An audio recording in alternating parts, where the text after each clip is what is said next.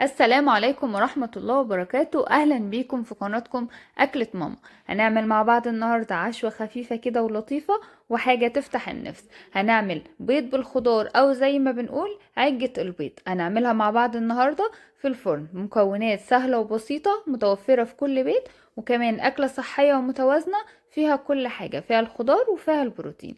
أول حاجة معانا بصلة متقطعة ناعم، هننزل في الزيت على النار وهنشوحها تشويحة كده حلوة تاخد لون ذهبي، مش هنغمقها قوي، وهنقلبها لما تاخد اللون الحلو بتاعها.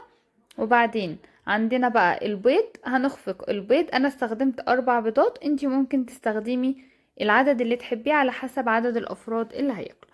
هنخفق البيض وهنعمل معاه طبعا الملح بتاعه، الفلفل الاسود، الكمون، ولو تحبي كزبرة جافة، ونص معلقة من الكربوناتو، نص معلقة صغيرة من الكربوناتو، وبديلها البيكنج باودر لو مش متوفر. هنخفقهم كويس جدا، نقلبهم كويس جدا مع بعض. ومعانا بقى الخضار اللي هنضيفه على البيض عبارة عن فلفل اخضر، فلفل حامي لو تحبي، وطماطم مكعبات صغيرة، ومعايا شبت وكزبرة لو تحبي بقدونس، زي ما تحبي النكهة اللي انت عاوزاها. وهننزل ب3 معالق من الدقيق، ونخفق بقى كل الكلام ده مع بعضه يمتزج كده كويس جدا، علشان ننزل بيه بقى في الصينية في الفرن.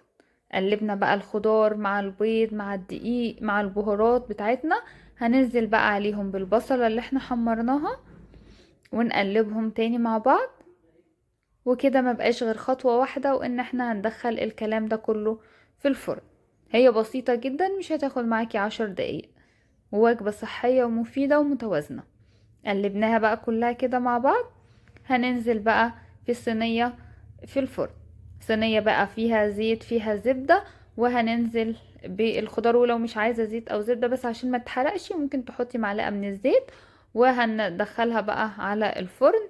ما خدتش اي وقت، يعني البيض مش بياخد اي وقت في السوا خالص، وكانت واخدة لون جميل جدا جدا من فوق، وشكلها وريحتها كانت بجد تفتح النفس.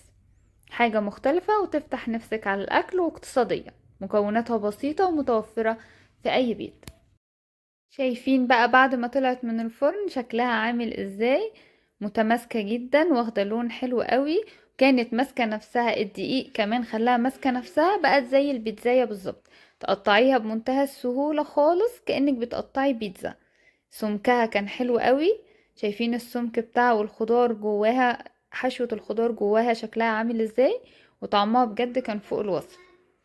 لو عجبتكم الوصفة ما تنسوش تجربوها، ويا ريت تقولوا لي رايكم في التعليقات. ولو عجبتكم وصفات اكلة ماما ما تنسوناش بالاشتراك واللايك والشير، وتفعلوا زر الجرس عشان يوصل لكم كل جديد بقناتكم الجديدة اكلة ماما. والسلام عليكم ورحمة الله وبركاته.